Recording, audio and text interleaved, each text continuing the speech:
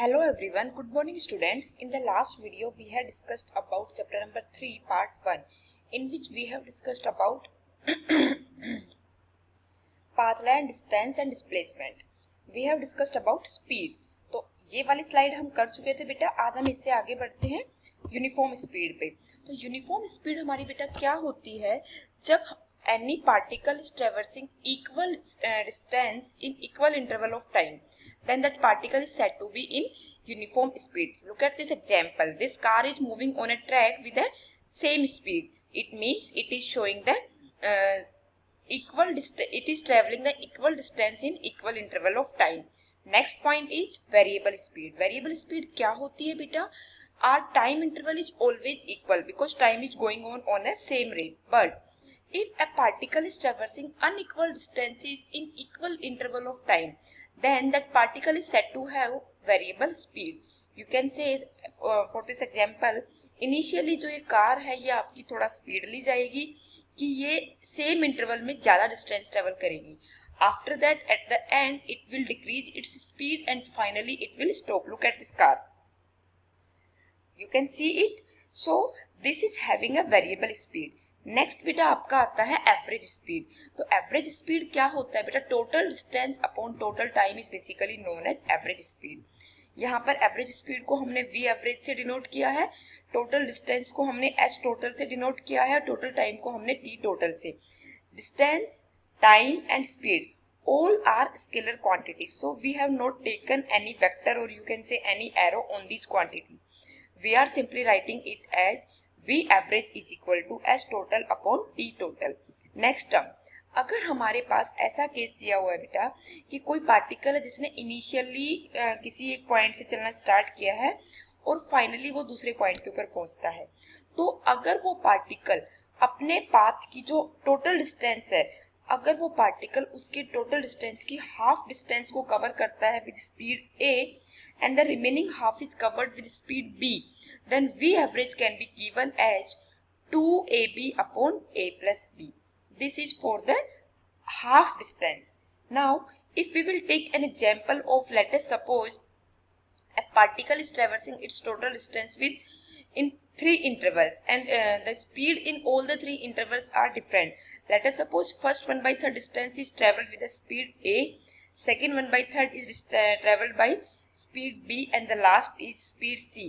Then V average can be given as 3ABC upon A into B plus B into C plus C into A.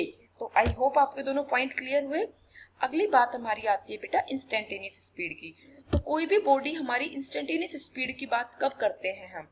जब हम किसी भी body की speed की किसी particular movement की बात करते हैं, तो उस पर्टिकुलर मूवमेंट पे जो भी उस पार्टिकल की स्पीड रहेगी that speed is basically known as instantaneous speed.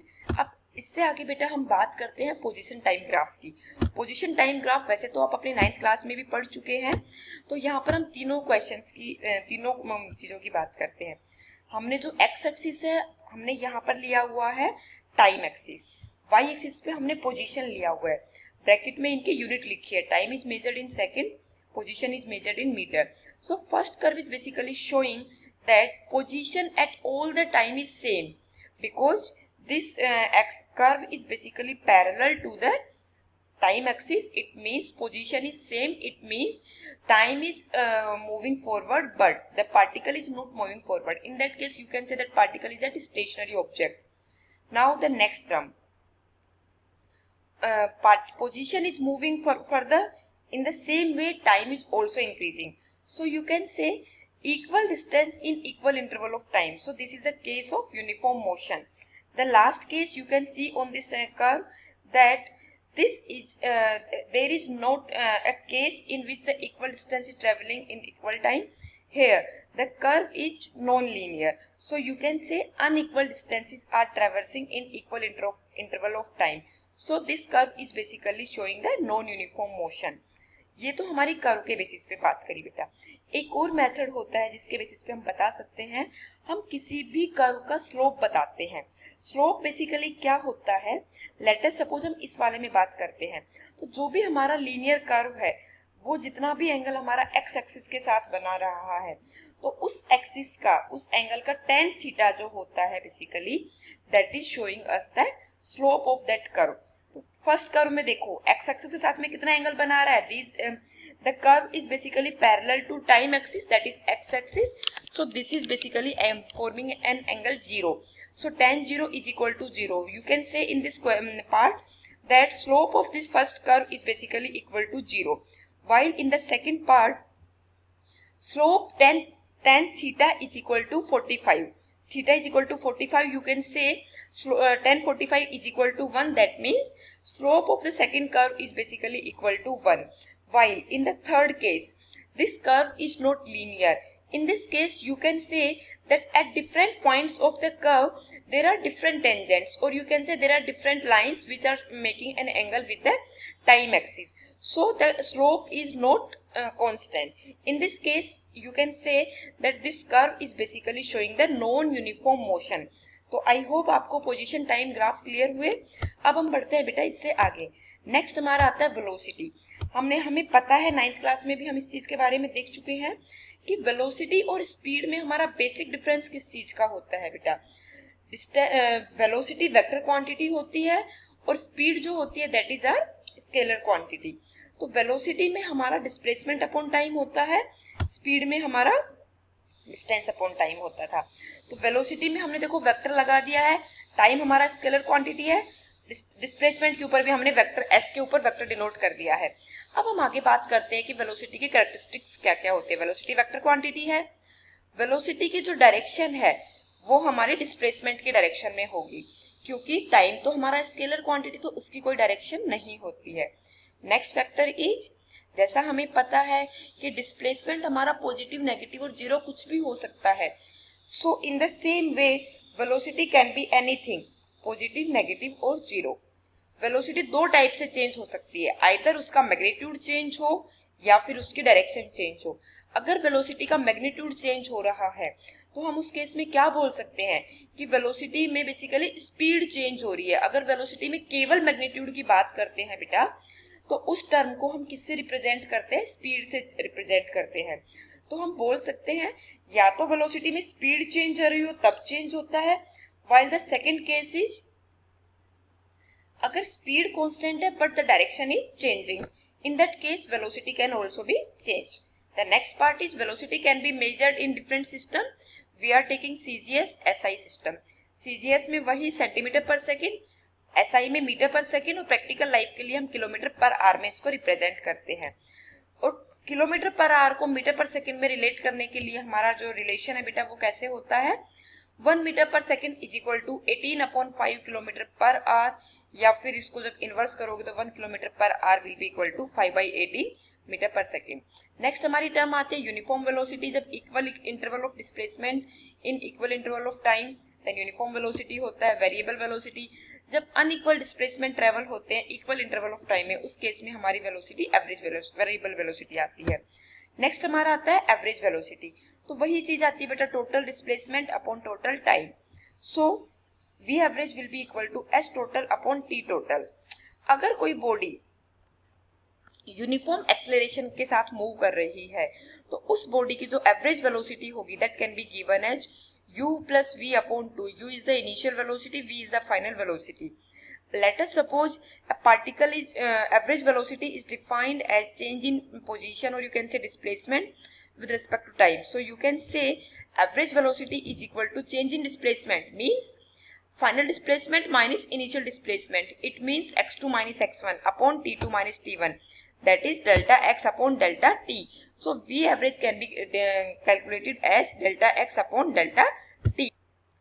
Next हमारा टर्म आता है बेटा एवरेज वेलोसिटी। अगर हम इसको ग्राफ की हेल्प से रिप्रेजेंट करेंगे तो ये पोजीशन टाइम ग्राफ बनाया, ये हमने कोई भी एक कर्व ले लिया है, लीनियर लाइन नहीं है, ये कोई कर्व है, ये P1 इनिशियल पॉइंट है। अगर इनिशियल पॉइंट के हम देखते हैं कंपोनेंट्स x और y में तो ये हमारा x1 और t1 हो गया। अगर कोई फाइनल पॉइंट P2 है जहां पर पार्टिकल t कुछ टाइम इंटरवल के बाद पहुंचता है तो यहाँ पर हमारे जो कोऑर्डिनेट्स है P2 पॉइंट के that are x2 and t2। If we are here to take a slope of this line then you can say the straight line between P1 and P2।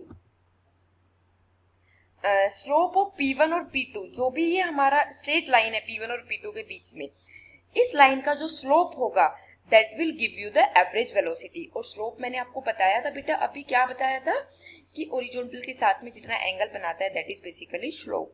और यू कैन से कि जो difference होता है y coordinate upon x coordinate that is also given as slope. Next हमारा आता है uniform velocity. तो वही केस हमने जो अभी डिस्कस किए थे, जब पार्टिकल स्टेशनरी ऑब्जेक्ट पे रहेगा तो पोजीशन और टाइम के बीच में उसका जो कर्व होगा वो इस तरह का होगा। जब पार्टिकल यूनिफॉर्म मोशन के साथ जाएगा तो पॉजिटिव वेलोसिटी रखेगा। जब पार्टिकल की पोजीशन टाइम के रिस्पेक्ट में इंक्रीजिंग है तो उस केस में हम बोलते हैं कि जो पोजीशन टाइम ग्राफ होता है that is having the positive velocity, because in this case the slope is positive. While in the next case, इस केस में हमारे पार्टिकल की जो पोजीशन है वो टाइम जैसे जैसे बढ़ रहा है उसके रेस्पेक्ट में पार्टिकल की पोजीशन डिक्रीज होती जा रही है। तो इस केस में हमारा जो स्लोप होगा दैट इज नेगेटिव। और यू कैन से this graph is basically showing the negative velocity. तो आई होप आपको ये तीनों कर्व क्लियर हुए बेटा यूनिफॉर्म वेलोसिटी में। First curve is basically showing the stationary object, जिसमें टाइम के बढ़ने के साथ में पोजीशन चेंज नहीं हो रही है। सेकंड में टाइम के बढ़ने के साथ में पोजीशन इंक्रीज हो रही है, while in the third one time increase होने के साथ में पोजीशन डिक्रीज हो रही है। So this is all about uniform velocity. The next point is difference between speed and velocity. बेटा सारी चीजें आपको पता है, स्पीड क्या होती है, rate of change of distance of a body, velocity displacement of a body. Speed क्या बताती है, केवल डायरेक्शन के बारे में कुछ नहीं बताती है, लेकिन वेलोसिटी हमें मैग्नीट्यूड के साथ में डायरेक्शन के बारे में भी बताती है। स्पीड हमारी स्केलर होती है, वेलोसिटी हमारी वेक्टर क्वांटिटी होती है। स्पीड पॉजिटिव या जीरो हो सकती है, जबकि वेलोसिटी पॉजिटिव, नेगेटिव और जीरो तीनों चीज हो सकती है। एवरेज स्पीड कभी भी जीरो नहीं हो सकती। कोई भी मूविंग पार्टिकल है तो उसकी एवरेज स्पीड कभी भी जीरो नहीं हो सकती, क्योंकि वो मूव कर रहा है तो डेफिनेटली उसने कोई ना कोई डिस्टेंस ट्रेवल करी है। लेकिन average velocity of a moving body can be zero, because average displacement zero हो सकता है। तो आई होप आपको ये चीजें क्लियर हुई, स्पीड और वेलोसिटी में डिफरेंस क्लियर हुए। अब हम इससे बढ़ते हैं बेटा आगे। नेक्स्ट हमारा आता है इंस्टेंटेनियस वेलोसिटी। तो कोई भी पार्टिकल की वेलोसिटी जब हम किसी पर्टिकुलर इंस्टेंट पे बात करते हैं, that velocity is basically known as instantaneous velocity. Instantaneous velocity में जो बेटा एवरेज वेलोसिटी था उसको हम basically limit delta T tending to zero apply कर देते हैं, मींस कि उसका जो टाइम इंटरवल है उसको इनफाइनेटली स्मॉल ले लेते हैं। फिर हमारा जो डेल्टा है वो डी में कन्वर्ट हो जाता है। तो ये जो v is equal to D X by D T है, ये हमारा इंस्टेंटेनियस वेलोसिटी को शो कर रहा है। तो ये हमारा कोई कर्व है, इस कर्व के ऊपर अगर हम इंस्टेंटेनियस वेलोसिटी फाइंड आउट करना चाहते हैं तो लेट अस सपोज p है, ये p1 है, तो ये x1 t1 कोऑर्डिनेट हुआ, ये p2 पॉइंट है जिसका कोऑर्डिनेट है x2 t2। तो अब p1 से लेके p2 तक का जो स्ट्रेट लाइन होगी, इसका जो स्लोप होगा that will give you the average velocity. अब हम बात करते हैं x3 t3 पॉइंट की। बेसिकली ये हमने बहुत लार्जर इंटरवल ले लिया, t1 और t2 के बीच का टाइम बहुत ज्यादा है। अभी हम बात करते हैं जो कि p1 पॉइंट के बहुत नियर बाई पॉइंट है p3। इस केस में हमारे जो बेसिकली पॉइंट्स है वो x3 t3 है। p4 के ले लिया x4 t4, धीरे धीरे करके हम ये जो अब ये लाइन आई हमारी p3 p4 के बीच में, इन द सिमिलर मैनर हम दोनों साइड से पॉइंट्स को लेके पास आते जाएंगे और हम फाइनली p पॉइंट की बात करेंगे। तो जो p पॉइंट के ऊपर हमारा आएगा वो वेलोसिटी जो आएगी एक पर्टिकुलर इंस्टेंट के ऊपर, that will give you the instantaneous velocity. Clear हुआ बच्चे? अब हमारा आप भी नेक्स्ट टॉपिक आता है uniform motion in a straight line. तो यूनिफॉर्म मोशन स्ट्रेट लाइन में हम कैसे देखेंगे बेटा? कोई भी बॉडी यूनिफॉर्म मोशन में कब कहलाती है? जब कोई बॉडी इक्वल डिस्प्लेसमेंट ट्रेवल करे इक्वल इंटरवल ऑफ टाइम में, तो वो हमारी बॉडी कहलाती है यूनिफॉर्म मोशन में। इंटरवल ऑफ टाइम हमारा कितना भी छोटा हो सकता है। अगर हम यूनिफॉर्म मोशन का फॉर्मूला देखेंगे तो देखिए t equal to 0, t equal to t1, t equal to t2, तीन केस ले लिए। यहाँ पर पहले पॉइंट की ओरिजिन से डिस्टेंस है x0, दूसरे की x1, तीसरे की x2। लेट अस सपोज कि पार्टिकल जो है वो इनिशियली ओरिजिन के ऊपर है, तो वो पहले a पॉइंट के ऊपर पहुंचता है, तो वहां तक हमारी डिस्प्लेसमेंट कितना होगा बेटा? x0 हो गया। At time t1 the object is moving with velocity v is at point b, OB1 कितना हो गया? x1 हो गया। तो x1 क्या हो जाएगा बेटा? x0 plus v into t1। तो ये हमारा नया कोऑर्डिनेट कैसे निकलेगा? इसकी बात हम नेक्स्ट क्लास में करते हैं। Thank you, God bless you.